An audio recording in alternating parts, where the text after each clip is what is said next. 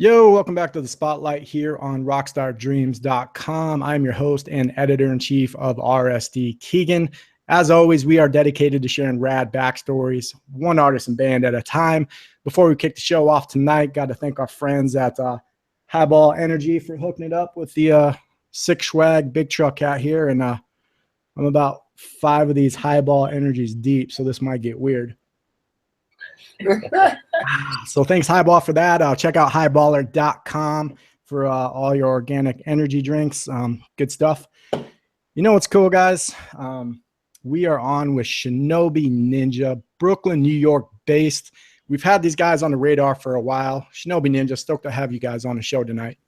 Yeah. Thanks for being on with us. By the way, you guys probably get this a lot. Still to this date, one of my favorite overall Nintendo games. Party. Hell yeah. For our audience here and some of your newfound fans on rockstardreams.com that are going to get a clip of your music shortly. If I had to describe you guys are like the Beastie Boys playing Nintendo with Sade while doing a line of Coke and slamming energy drinks. Oh shit! You blew it up with the Coke. Yeah. Blew it up with the Coke. Yeah, man, we're a weed band, but we get the idea. Respect. You hit it on the head, man. There's a lot going on for sure. Yeah, you guys just blends a lot of different sounds, man. Really dig it. I know we're talking about some of your fellow New Yorkers, Oxymorons, cool alternative hip hop group as well that just played the Parkside here in San Francisco. And man, you guys just blends of so much rad music, and you can just tell the different musical influences that are blending with your style and your different records over the last few years. So, you know, us here at RSD, we love backstories, man. So we would love to start there and how Shinobi Ninja formed, and tell us a little bit more about you guys. Been in a studio, and I was working there, and Mikey was an intern, and then he started working there. And me and Alex, we grew up together in Bensonhurst. I known Alex forever. And Baby G used to take vocal class at the studio. This guy was born at the same exact time that this guy was born. So wherever this guy went, he was going to follow him eventually. But actually, you know what? When I first met Mike, he had a hat on that said "Not Dave." And my name is Dave. My government name is Dave. I changed it because his name is Dave, so I became DA or Duke Sims, whatever. And he said "Not Dave," and I said, "Who's that? Like, why do you have a hat that says Not Dave?" So I got a twin brother. And here it is. Boom. Seems legit. Shout out to DJ Axis Powers. Yeah. DJ Axis Powers was a really good friend of ours and was in a band with us previous to this, and also did lots of DJ stuff with my brother. They used to battle all the time, and it was one hell of a lifestyle. I just got to college. We were, just getting immersed in the New York music scene, and like DA said, like that studio had everything going on there. Yeah, studio forever, man. And big up to Forever Fields. Big up to Dave Levitt. But one thing led to another. We made music together, then made a band after making some cool songs together in the studio. But we'd all played on each other's records and in each other's bands. Worked with each other on different gigs. Like, we were friends, running around the studio, doing music stuff. Cool. Dig hearing how that all came together. And fast forward today, guys. I mean, you guys are sitting in the YouTube studio as we speak. For our audience at home, these guys happen to be shooting again at YouTube in New York. Just a few years ago, they're just a band of friends. So if you guys hustle, work hard, make great music, good things can happen. So tell me how you ended up linking up with YouTube. Well, YouTube, you just need subscribers. It's just based on subscribers. It doesn't necessarily have to do with music. You can kind of do any type of, you know how it is on the internet now. People are internet celebrities, YouTube celebrities. So if you got 10,000 subscribers, you can come film at YouTube, which is really rad. And so we have that many subscribers, and we utilize this resource. And it's a super dope spot, man. God bless these people, man. We do our videos. Any videos you want to see online, bang, bang. And all the new stuff is coming out, man. It's all at YouTube. It's really rad. Yeah, and you guys have been hustling hard for a while now. Again, like I said, we've had you on the radar for a minute. Checked out some tracks on Rock Hood, which is a really dope, just eclectic mix of tunes. One of my favorite tracks in particular, which has been pinned on your Twitter now for 2 or 3 years, if I'm not mistaken. What If Times. You know, just gives us the feel. So I'm actually going to play a clip of that for our audience here in just a second. So would love to get your guys' you know, thought process on kind of creating that song, because you guys, you know, before you're doing this hip hop and rock mergers, and then here comes this track where you guys just completely flip the script and write this song. Where did the inspiration for that come from? People, they said we couldn't be sensitive, and we had to show them that we could be sensitive. I say that before every show. I have to tell people because it's true. They were like, "Oh, you guys rock so hard. You rock so hard." And it's like, I think it's that we're so like diverse that we could do or we do everything. So it's like we had to like literally show them that we could do everything, but still like rock. Like, so when we do the show, we have a moment where we break it down and we let you know that we could get sensitive. And then that's when we hit you with What If Times. And it's like, people are like, it's not like a sensitive song. It's like a slow rock ballad. It's like, we hitting you with some real, you know, real. We still And take it to people the like, stadium though. Yeah. And it's like, that's why they like it. I don't know. We came up with that song like that for our sensitive, you know, crowd, because we do have a sensitive fan base. I also think it's really important to mention that just because we play lots of heavy music doesn't mean we don't know how to write a song. Right. Exactly. Like there's like a very like, you know, it's kind of fun. It's kind of fun to stomp out and, you know, play with tons of fuzz, but like you still have to have a song. You still have to have that kind of path of emotions. That's what a good song is all about. You know? Yeah, I dig that. And I think that really shows your guys' range as well. Because not a lot of bands can do that. You know, they're stuck in one genre, or they're pulling here and there and borrowing from different tunes. But man, I mean, you guys cover from punk to rock to hip hop to Rastafarian, surf rock, reggae. I mean, so many different songs that I really dig. On that note, let's play a clip for our audience here. Guys, this is Shinobi Ninja, What If Times, off of their album Rock Hood that came out a few years ago. Stay tuned. We got some of their newer music too. Here we go.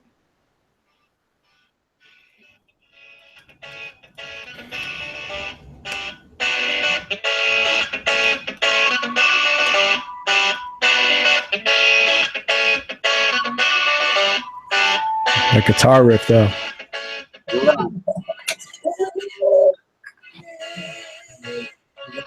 if times don't get no better than this?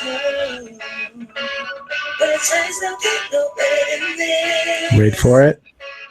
What if times don't get no better than this? Used to reminisce when I was a kid. Mama had to work all day, and Daddy ran away another day for a hard worker. Baby G, those vocals in those first few bars. Love it. Thank you very much. Good shot. Is that your daughter, by the way, that's in the video there? Friend's daughter. That's my friend's kids. She didn't want to play the mom, so I played the mom. I was like, girl, we ain't got no time for all this. Give me a bandana. All right. Just want to get that for the record for all your newfound groupies out there. Baby G is single, guys, we think. Okay. Damn.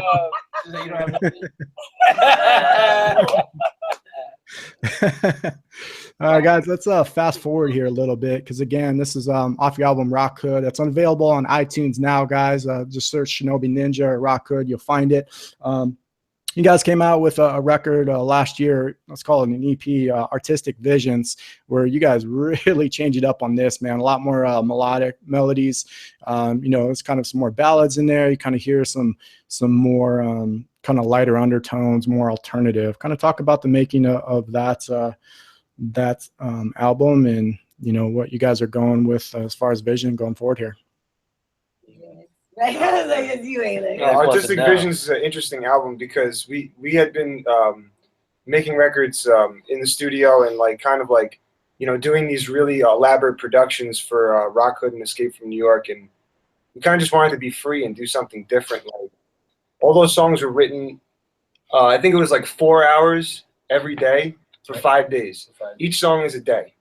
So we would spend 4 hours, we jam, and then we come up with some kind of arrangement, riffs, whatever.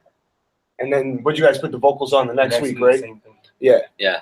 So it was all freestyles. The album's all freestyles, like especially the music. we just played it all on the spot and just came up with it right there. A lot of the stuff is super organic. You know, it's kind of like really freeform. That's really what it is. Cool. Yeah. That's why the songs are so long. And there's like these jam sessions and stuff, man. You know, it's a real like kind of like journey of just like being in a room together and having all your instruments plugged in one room with all the mics and, you know, and just feeling each other's energy like you were on stage. You know what I mean? Without a crowd, but you know, it's definitely loud enough. That's for sure in that little room. You know. But yeah. Cool. Yeah, that's what again what I dig about you guys, man, is you can hear the songwriting, hear the chemistry that you guys have being together for so long. It's definitely relevant, you know, in your songwriting and overall musicianship. You know, let's talk about your live show too. Again, I haven't had a chance to see you live yet. Hopefully, we'll soon on the West Coast or back on your coast. But just the raw energy I see from some of the videos on YouTube and just the crowd response. I mean, you guys just go for it, you know, each and every time. You know, let's talk about your DJ, who I don't believe I see on camera there, but how many crunches does he do before every set? Yo, you don't even know. You can't even count that high. My son is crunching. There's no more Sundays. There's Yo, no more Sundays. Yo, He used to take Sundays to eat, like, you know, where he would cheat on his food and he would eat. There's no more Sundays, man. It's all over. We have a designated driver all the time. My son never drinks. He's super regimented. Like, we'll be out on tour. He shows us how to find good sources of protein while we're on Yeah. the road. Like, he wants not for his body. So we're like, but we'll also have that moment where it's like, hey guys, where's Axis? Like, we're all looking around. oh, he's in the gym. 10, 15 minutes later, he comes back just like sweaty, super exhausted from either like a 5-mile run outside the hotel in like wherever we're staying, or he's like back from the gym and it's like 9 a.m. You know what? I dig that dedication, because tour life is no joke, man. It's like getting a workout in, and you can only slam so much Jack and Coke before, you know, you just gotta get right mentally and physically there. So respect that. He's the best person to follow when you go to a gas station stop for food on the road, because it's like the worst, you know, it's the worst place you can ever get food when you're hungry. But he'll find something, you know, definitely won't. He'll find the one power bar that's 2 years old and left on the bottom of the shelf. Right? That's right. Hey man, just as long as it's got more than 25 grams of protein, you got Axis name on it right here. That's right. And I know where you guys are going for a beer run and taking that last fifth of 99 bananas or Smirnoff vodka there. I see the blend. You got to balance. You got to balance when you're a 4 or 5 piece. Living that life. So let's talk a little bit too, because I know you guys got a show called Heavy Metal Breakfast that just launched recently, and I happened to catch a couple clips with I dig. So you know you guys are on the broadcast side as well, and let's talk about that show for a little bit, because you're getting really creative in how you engage with your fans, and you know it's not just about releasing new singles or recording live shows like every other band, but you guys are really kind of stepping up to that next level. Let's talk about Heavy Metal Breakfast for a second and a concept behind that. Heavy Metal Breakfast. It's a great name, though. First off, who came up with Heavy Metal Breakfast? I told this dude, I told my homie Daniel, Dan Navarro, Diamond Dan, and I was like, yo, they got this set at YouTube. They got this set, and it's like a diner set. Yo, they got this set. We should do some shit with heavy metal, and it's like with breakfast on the diner. He was like, oh, Heavy Metal Breakfast. And it's just like, dude, you can't miss with that shit. It's just such a catchy ass name. And you just sit there and just talk fucking bullshit. I mean, we learned a lot of shit doing it. We did it have done it for a whole year so far. We learned a lot of shit. We reached a lot of people, and it's super rad. Like medium for art. It has nothing to do with music. You can interview people, man. You can imagine like we interview Jay Leno because we have Heavy Metal Breakfast. If you don't have the Heavy Metal Breakfast, then you can't interview Jay Leno. It doesn't make sense. You know what I'm saying? But now you got Heavy Metal Breakfast. I mean, it's just wide open. We need to do Cars with Jay Leno. Yeah, that show is my awesome. That show is so Jay Leno's awesome. Garage, yo. The next season of Heavy Metal Breakfast is gonna be Heavy Metal Garage. Yo, he's a G. He's not afraid to crash, man. I've seen him flip a car on TV, man. Yeah, he flipped the car. He flipped the car. He's crazy. If we get Jay Leno, we're going for a fucking scary ride with Jay Leno. Yeah. I like it. You guys heard it here first. RockstarDreams.com. Shinobi Ninja, Jay Leno, driving cars, wrecking cars on their show, Heavy Metal Breakfast. So be sure to check that out on YouTube. Really dig it. Also a fan of the 5 and Diner backdrop, by the way. There's Mel's Diners pretty much everywhere up here in Northern California. So you guys tour on the left coast here. You guys be sure to have to stop and try it out. Hell yeah! Shout out to Waffle House. Shout out to Waffle House. We got some Waffle House. We got Waffle House. We got Denny's on lock. Good Huddle God. House. Shout out to Huddle House. Huddle House, Huddle House, Huddle House. Alright, outside. Well, if you find it, I mean, it's kind of harder to find in the other places. Cheddar basket. Cheddar Bucket, which is really just a Cracker Barrel, but we call it Cheddar Bucket. Courtesy of Johnny on the Rocks, who's actually out on the West Coast right now. Keeping touring bands alive since 1965. Oh my God. Good one. All right, guys, so let's talk about what's next for you. You know, you've put out a ton of music. You got a new track that just released a couple months ago called Bending Spoons. For our audience there, just roll the fattest blunt you possibly can before you listen to this song. It's going to put you in a really relaxed mood. So, you know, what's next? You guys working on a new album, upcoming tour? You know, what can we expect? Who the fuck knows, bro? Like, who seriously knows what the fuck is gonna happen? It's just like, holy shit. You know what I mean? Like, if you pay attention to the internet and you can see everything that happens on the internet live, like these things in the way that the world is with bands like us and the internet and the universe, you really can't even like put a box on what could happen to us. So it's really impossible to even say like, oh yeah, we're working on a new album. It's gonna be rad. Like, it's so much more than that. It's like, I mean, who the fuck knows? I answered that. That's it. That's my answer. Who the fuck knows? A lot of dope shit. Check it out. It's coming. Yes. Cool. I like it. Well, you guys are the reason that we started RSD. You know, it's, those DIY bands that are just on the grind. They're going to make it happen with or without an A&R at a record label, which I really respect. And, you know, you guys do what you want creatively. You don't have an A&R telling you what songs got to be on the next album or just trying to push sales. So we certainly appreciate that, and keep making good music, guys. Thank Rock you, and bro. roll, brother. Well, cheers, guys. Again, we're on with Shinobi Ninja. Be sure to find them on YouTube, iTunes, everywhere, Spotify. These guys are out there. They're grinding. Internet. Catch them on tour soon. Be sure to download that music. Support your local bands. Support your national bands. Support your global bands. Thanks for being with us here on the Spotlight on rockstardreams.com. Thank you, yo. Holla. Holler.